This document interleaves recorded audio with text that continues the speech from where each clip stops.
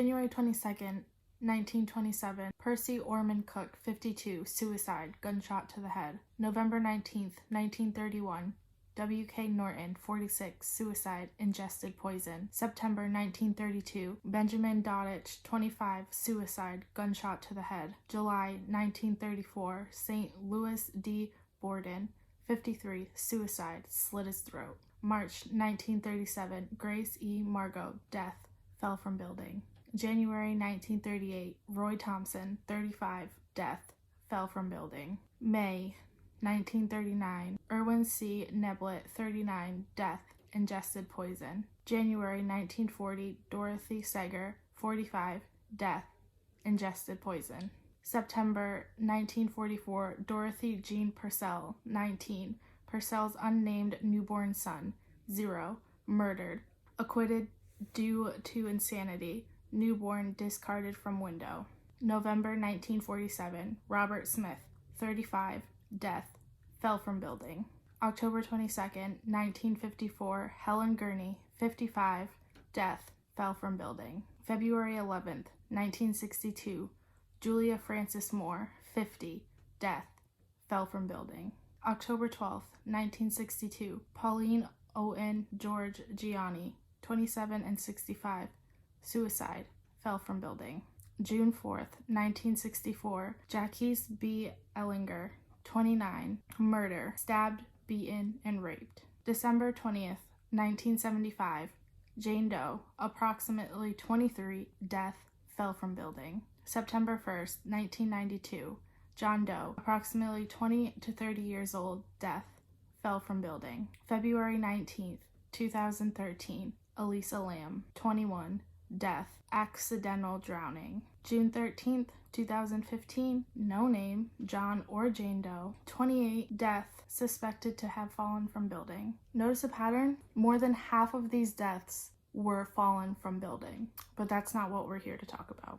What's up, you guys? It's Brie and welcome back to my channel. Today we're going to be talking about the Cecil Hotel and the death of Elisa Lam. Now, there's so many conspiracy theories on this death. We're going to see what we can debunk. Elisa Lam was a 21-year-old Canadian girl who disappeared in 2013. She took a little vacation time and she ended up in Los Angeles, and she stayed at the Cecil Hotel, which is located in downtown Los Angeles on Skid Row.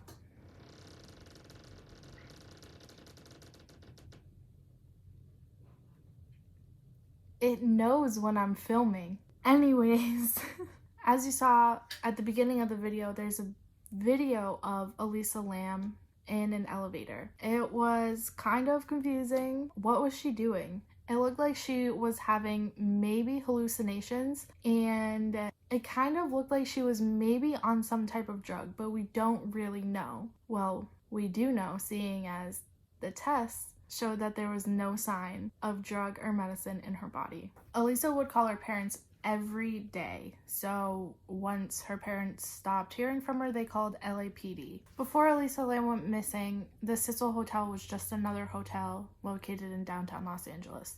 Just another hotel that so many people were killed in and murdered and committed suicide, but it was just another hotel.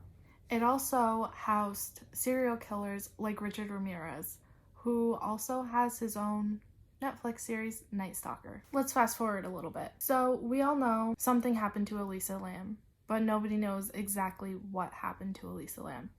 There are many, many, many theories out there, but nobody knows the exact story. There are tons and tons of stories or theories, like she was murdered, she died as a result of suicide, someone from the hotel was in on it, her death was a copycat of a film, she was a tuberculosis test study, and who knows, probably much more. Elisa Lam's body was found 19 days after she went missing. Her body was found in the hotel, but in a place that nobody expected it would be. Her body was found in the water tower on top of the hotel. People started complaining that their water was brown and looked abnormal and didn't taste right, and that brought questions. So the maintenance man of the hotel went up, checked the water tower, and lo and behold, there was Elisa Lam's body. Now, Elisa Lam was fully naked, and there are stories like, oh, the hatch was open when the maintenance man went to look. And then there are stories that said the hatch was closed when the maintenance man went to look. Could this be an act of suicide, or could it be a well thought out murder? As I said before, it looked like in the elevator that Elisa Lam was having hallucinations. I mean, what was she doing with her hands? It looked like she was sometimes she was maybe trying to talk to somebody and she was talking with her hands, but then she was going like this, like she was casting a spell on something. I don't think that's what she was doing.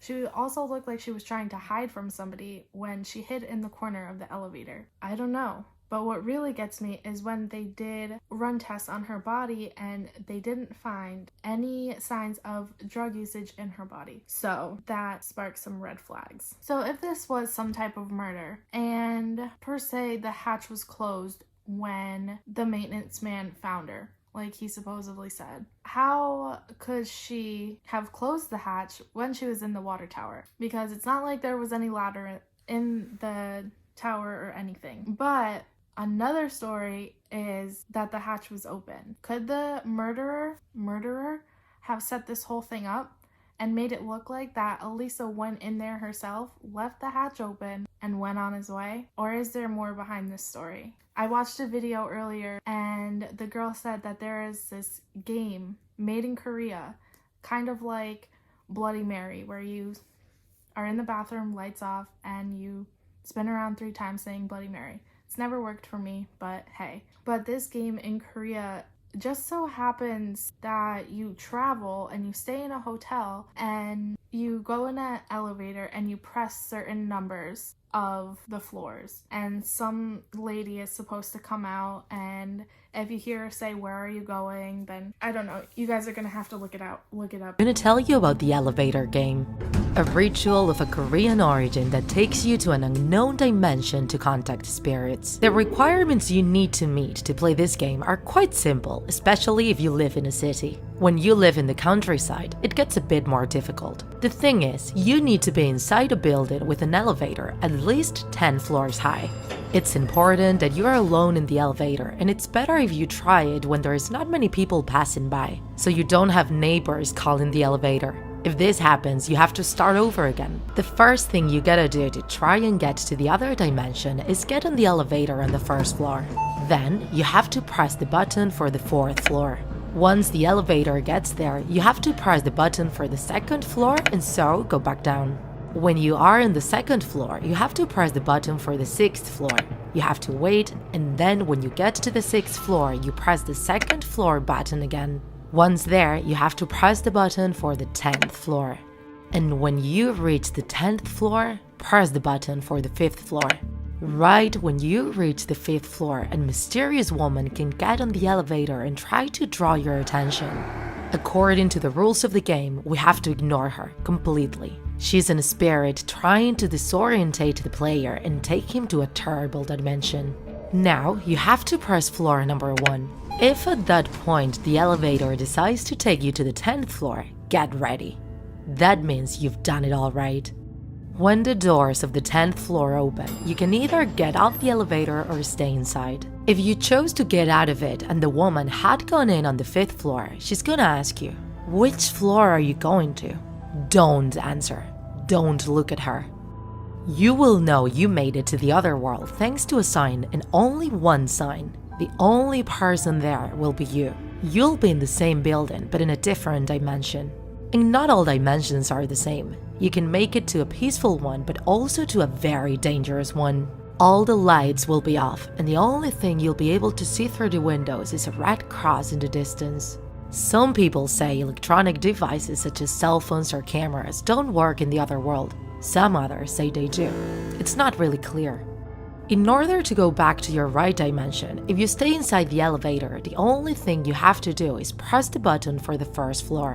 If it doesn't work, keep pressing until it does work. When the elevator reaches the 1st floor, you have to leave as soon as the doors open. No looking back, no talking. If you choose to get off the elevator on the 10th floor, you have to repeat exactly the same process again from the same elevator. Only that, instead of taking you to the 10th floor, the elevator will leave you on the 1st floor. Seems simple, huh? The only bad thing is if you get tired of exploring or if you happen to be in danger and need to run away. As we have just told you, you need to take the same steps again. That means starting from the 1st floor. So you have to go down the stairs of the other dimension, down the stairs 10 floors. Sounds more complicated now, doesn't it? Those who have played this ritual game recommend not doing it under any circumstances. Fear takes control of you. As a consequence, you start getting lost and the fear of not being able to go back to your dimension gets really intense. It is important to stay focused. If you remember Elisa Lam's video, one of the hypotheses behind her weird behavior and her disappearance was that she was trying to take part in this game. But people say it also had something to do with her bipolar disorder. Elisa Lam was bipolar. It is said that she wasn't taking her medicine, which could have resulted in death.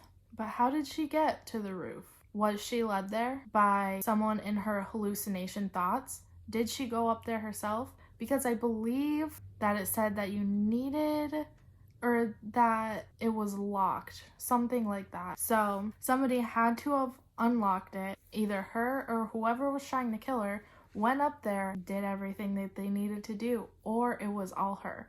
Or it was the maintenance man, or it was a member of the hotel, an employee. Who really knows? I found this short article somebody wrote entitled it, "She Died as a Result of Suicide," which reads, Elisa Lam was known to have suffered from various mental health disorders, having been diagnosed with bipolar disorder and depression in the years prior to her trip. The 21-year-old also kept a Tumblr blog titled Nouvelle,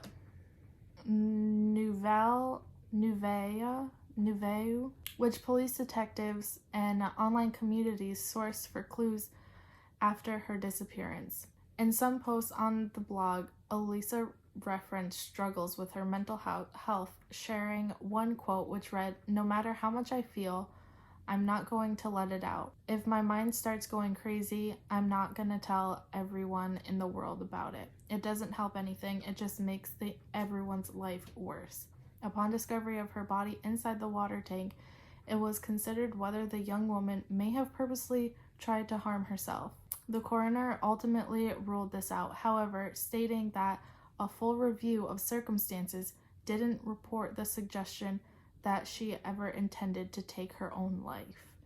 Now, there's another one, but listen to this one. Someone from the hotel was in on it. This theory was derived from the eagle-eyed viewers who noticed a discrepancy in the time displayed on the CCTV footage of a young woman in the lift. From the 2:30 mark of the video, Elisa disappears out of sight, but the footage keeps rolling. Zoning in on the time stamp of the video, people noticed it was quite blurry and suggested it perhaps been tampered with, eliminating 53 seconds of film. Others suggested it had been slowed down at points to edit parts of the video out. The elevator door jumps suddenly around 2:57, which only added the speculation. The question was, why would someone tamper with the video? And how did they gain access to it? From there, the idea was born that someone from the hotel or perhaps the police department had something to hide. There was another odd coincidence pointed out stemming from the bookstore where Elisa Lam was last seen in person. The last bookstore in LA was, ironically, the final place Elisa was known to have come in contact with anyone. Even weirder, the postcode its domain is registered to is V5G4S2. Theorists at work entered the code into Google Maps and it pinpointed to none other than the exact spot in which Elisa Lam went on to be buried. Very odd, yes. I also found this very, very interesting. She was a tuberculosis test study. Here we go. Here's where we go really rogue. The online communities investigating Elisa Lam's death noticed that there was an outbreak of tuberculosis in Skid Row. which is just a few blocks from the Cecile Hotel. I keep saying Cecile, it's Cecil. Around the time she went missing, their attention zoned in on it even more when they discovered that the test for the specific strain of tuberculosis going round was named the Lam Elisa. Yeah, weird coincidence. Conspiracy theorists jumped in on it, speculating that Elisa may have been being used as a biological weapon of some kind to help eliminate the homeless population in the area. Fuel was only added to the flames when it emerged she was a student from the University of British Columbia, which has a notable tuberculosis research center. It was suggested that Elisa Lam may have been executed by whoever had plotted to use her as warfare, perhaps after she learned too much. Needless to say, this was not a primary avenue of investigation for LAPD. However, Elisa's autopsy did reveal that she didn't have any signs of tuberculosis at the time of her death. So there you go. Ultimately, the experts working on the case concluded that none of the above theories were correct. In actuality, the coroner ruled Elisa Lam's death was as a result of accidental drowning, believed to have occurred as a result of her poor mental health. Elisa had previously been diagnosed with bipolar disorder and depression, and had been prescribed 4 medications to treat it. But after searching her room in the hotel, it became clear she had not been taking her medication in the doses she was supposed to. Toxicology reports concluded there were no illegal drugs in her system when she died, which some people had wondered about based on the unusual behavior displayed in the CCTV video. The findings also revealed Elisa Lam was not drunk at the time of her death, and that the levels of prescription medication were notably low, in keeping with the physical evidence found in her hotel room. The Cecil Hotel staff confirmed Elisa had exhibited some erotic behavior during the early days of her stay, when she was initially sharing a room with a young woman. She was ultimately moved into a room of her own after leaving odd notes on the others' beds. It's suggested that this perhaps was display of Elisa Lam's mental health disorders intensifying. As for why she was found naked, my question too. This remains unknown, but there are 2 possible answers. If Elisa was experiencing visions as a result of her ill mental health, as she was previously reported to have done, this may have played a part in stripping herself off, and it may also explain her erotic behavior in the lift CCTV. Alternatively, if she had been in the water a while, unable to climb out, the young woman may have been experiencing hypothermia, which is known to falsely make people think they are too warm, causing them to remove items of clothing despite their body temperature actually being very low. The lead detective on the case, Detective Wallace, truly believes the young woman did accidentally drown, despite any continuing speculation. My opinion is that she fell off her medication, and in her state, she happened to find her way to the roof, got into the tank of the water. At the time, I think that water tank was maybe full. But as people used the tank, used water, unknown to her, the level was dropping to a point where she could no longer reach out and escape, and she died that way. Whatever happened, it is an exceptionally tragic series of events. It may have been the source of some exciting amateur detective work for some, but it's important to remember that this was the death of a real woman suffering real mental health issues, with a real grieving family left behind. Very true. Elisa Lam still has a family that is very much grieving, I'm sure. It's sad. Nobody really knows the way that she died. There's just a whole bunch of theories. There's just a whole bunch of thoughts. Will we ever find out the exact way Elisa Lam died? Who knows? Maybe. This happened in 2013. 8 years later, they're just coming out with a documentary of it. Could they still be working on the case? Who knows? This whole case has so many stories behind it, I'm not really sure what to believe anymore. But for some reason, I'm sure we'll find out the exact way very soon. Let me know down below what you guys think happened to Elisa Lam. I am praying for her family, and her family is still in my thoughts and prayers. I know what that's like. losing someone very, very close to you. I lost my big sister and I'm still grieving. I know what they're going through and I'm praying for them. Let me know in the comments down below what you think happened to Elisa Lam. Was it because she wasn't taking her medicine? Was it hallucinations? And she saw somebody and that person led her to the roof? Was it somebody from the hotel, a hotel worker? Who knows?